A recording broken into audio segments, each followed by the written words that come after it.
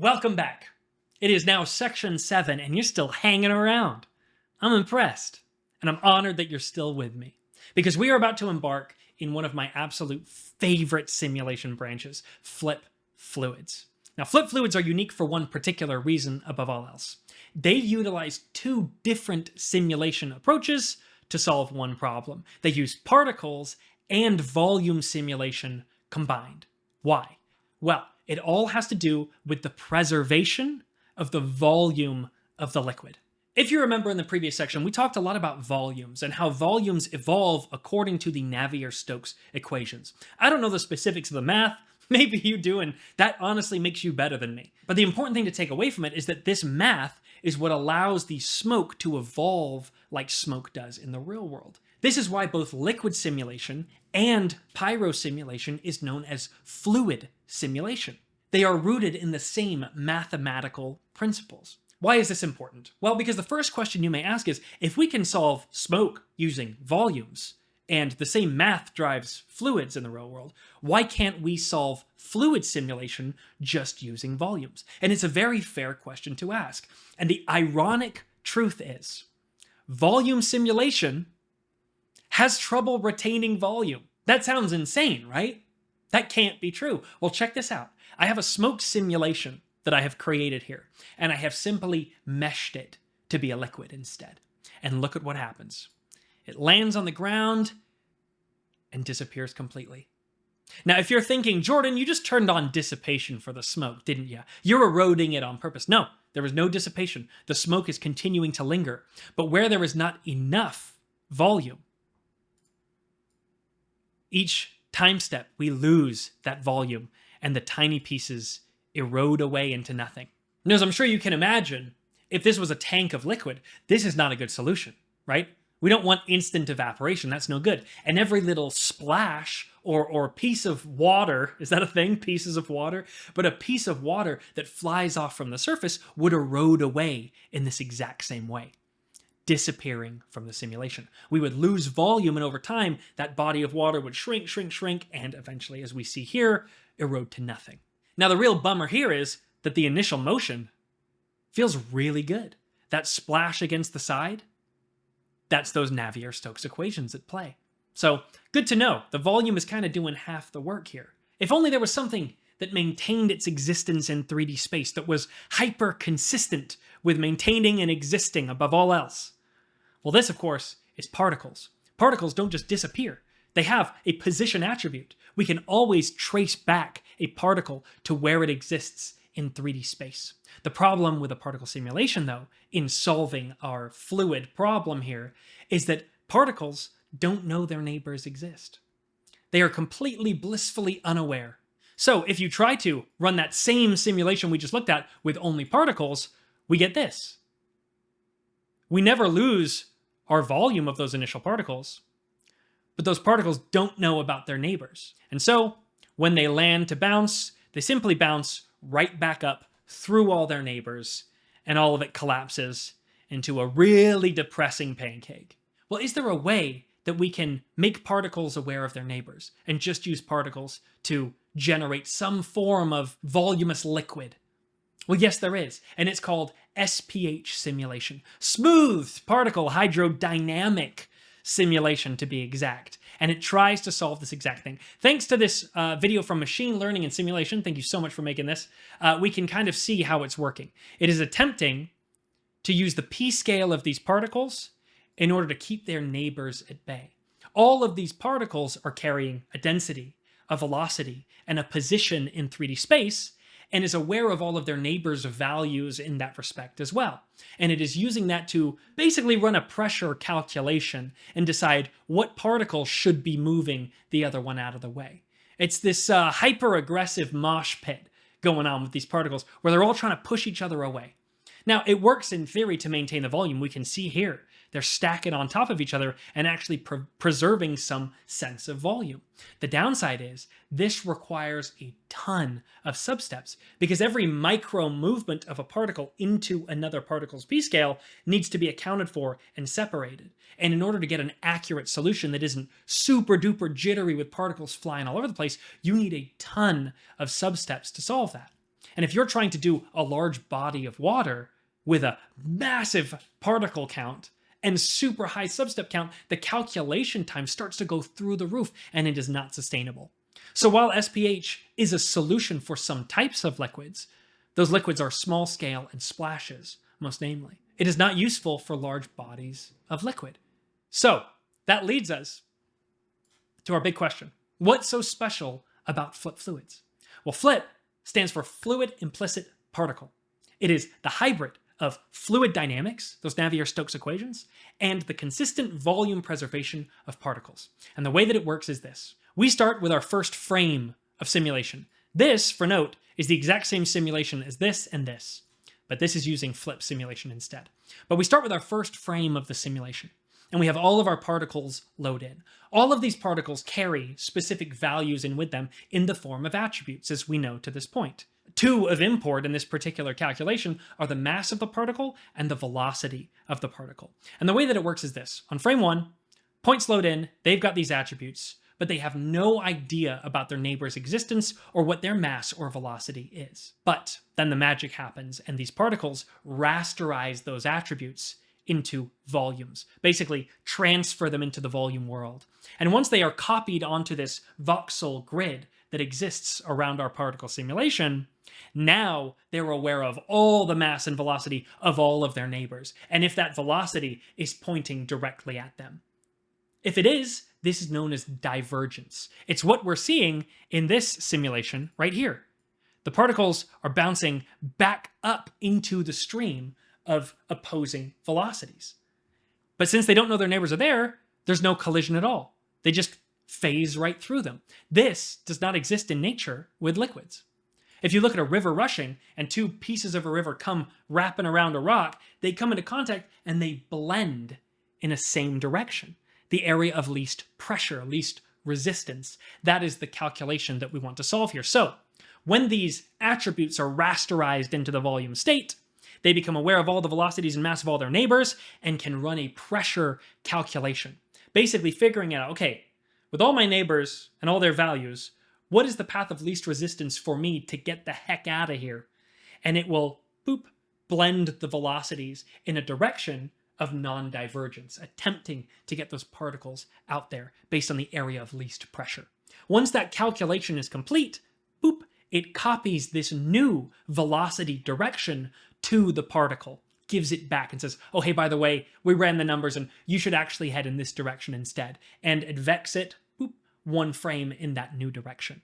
This happens on every frame for every single particle in the simulation, and bit by bit, boop, boop, boop, it updates it and creates a flow of particles that moves as if it were a volume simulation, because the volume simulation is the thing that is advecting the particles. You do not lose your volume, and you get the realistic flow of liquid according to the Navier-Stokes equations. Oh, what a beautifully elegant solution. And the result is this. Again, same simulation as the ones you saw before, but this one, all those neighbors are respecting their neighbors, and the pressure calculations are being done for every single particle on every single time step in the sim.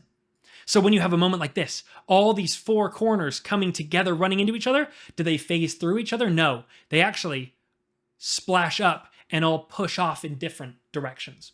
We see this pressure calculation and non-divergence calculations the most in this last example. I'll full screen it for us. But if I hit play, we have liquids being emitted into a scene where there are colliders throughout this box, right, on each level. Now, colliders are basically just points in space with infinite pressure. They cannot be moved. So guess what? If you're doing a pressure calculation, you better find another way around. And so what happens is these particles at the front have a downwards velocity that is generated based on the gravity in the simulation. And they're feeling great about life until they run into that collision, that infinite pressure. Now the particles right here are stressing a bit. They're going, hold on a second. There's an immovable object in front of me. I can't go that direction anymore. Where can I go? And it takes note of all of its neighbor's mass and velocity. And immediately it is aware, hey, everything behind me, there's a ton of particles and velocity and mass pushing down on me. A lot of pressure is coming down here too. So how the heck do I get out of here? Well, path of least resistance would naturally be the sides. try to slide out of the sides. So the liquid on this side will push out this way and find an escape. The liquid on this side will not. They will try to escape and run into another collision, another area of infinite pressure, which push it back up or back into this body of water, which will push it down and create a swirl of pressure. The particles that manage to make it out this side are feeling good again, flowing downwards until they come into contact as well with this collision. And this will create another swirl of pressure as these particles just desperately try to escape and achieve non-divergence. The goal of the simulation is full non-divergence, meaning equal pressure throughout the entire scene. Still water. And if we continue to play this simulation, we'll see that it does start to achieve that. We see the swirling areas. Now, just so you're aware, this coloration is based on the speed. Dark means it's moving slower, and brighter means it's moving faster. So we're actually seeing the speeds change as this swirling and pressure calculation is done. But by the time that the simulation is finished, at least as much as I actually calculated, we see the water is a lot stiller than it was, as it is still striving towards that equal pressure throughout, that non-divergence. But that's what creates these amazing and realistic patterns and swirls that we're seeing in the scene, right? That give it that feel of a real world liquid. And this is the power of flip fluids. It's really, really cool stuff. So that's great and all, right? We've got our simulation, and that's that. We're all good to render. Well, not so fast. We've got our simulation, which we can see here. But at the end of it, we still only have particles. And if we visualize the p-scale of these particles, we can see it's more of a ball pit than it is an actual liquid, right? We need a way to kind of smooth this thing all together and make it look like the surface of a liquid, because at the end of the day, the only thing we care about is the surface of the liquid. It's all that we are seeing in the render. So how do we generate a surface from just this giant ball pit of spheres that we have simulated? Well, we want to take this geometry and convert it back into the volume world one more time. Now we can do this real quick in this example with a VDB from particles. We have a whole bunch of particles, and based on their p-scale, we want to convert them. I'll just bring down the voxel size here. We want to convert them into volumes instead. So now we are in the volume state, right? We can see it's a surface. No longer do we have, 79,000 points. We just have one volume, and then we can smooth this. VDB smooth, or I should say VDB smooth SDF.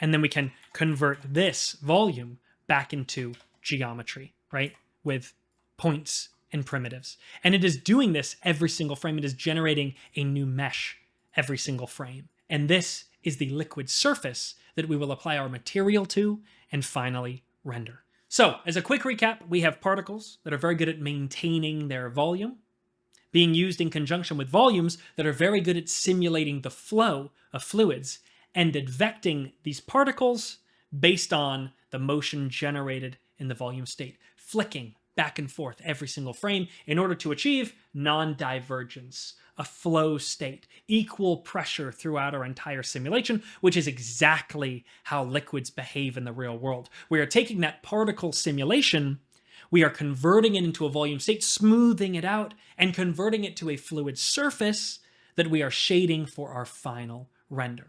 Now, before I wrap this video out, I want to take you through the entire pipeline, one node at a time. I'm not going to go into any of the specifics of the nodes. I'm just going to show you the pipeline from the top down to help kind of make sense of the process before we then dive into our first project. So bear with me here. I do think it's worth looking at. The process begins with a sphere. I'm moving that sphere up a little bit in the world, and I am using a flip source in order to generate particles. Particles and an initial fluid surface, right? We've got our VDB shell, and inside we've got all our particles. This will make sense as we move forward in the section here. But we have our source. That's the important part. We then feed those particles, and I'll hide my collision geometry here, but we feed those particles into the simulation using a volume source, right? Feeding in those particles right here, and that initial surface VDB volume there. We are feeding this in every single frame from the SOP level. We are running that through a solver, and every single step based on our collision and our gravity, we are advecting those particles one step further into the simulation. Those Navier-Stokes equations taking place under the hood, the conversions back and forth to volume state to particles taking place all under the hood, and for free we're getting this absolutely fantastic result. We are taking those particles out from the simulation, fetching them back on the SOP level, and we'll go into this in detail later on, but we're compressing them, basically deleting most of the attributes that we were using to do the calculations in order to save it to disk in the lightest way possible. Loading back from disk, we are then doing the 3-step process I showed you earlier, all inside of one node, the particle fluid surface. This is what is converting those points into volume state, smoothing it, and converting it into geometry as well for us to render. With that done, we save our final version of the liquid, and we have our simulation that is completely ready for render. We can see it right here, our final liquid. That is Flip Fluids in a nutshell. It feels like a lot when you're first hearing about it, but take a moment to marinate in this. This is the magic of this simulation type, and what makes it so fascinating to work with in the first place. It's totally unique. And because it's totally unique, my approach to teaching it, I think, is going to be a little unique in this particular section. Instead of going over the DOP level solver setup and then the SOP level solver in great detail, I'm just going to jump into our first project. Why? Well, because this solver in particular has a ton of flexibility and functionality, and a lot of it doesn't make any sense without proper context. So I figure let's dive into our first lesson and explore as we go. Shake things up a little bit. What do you say?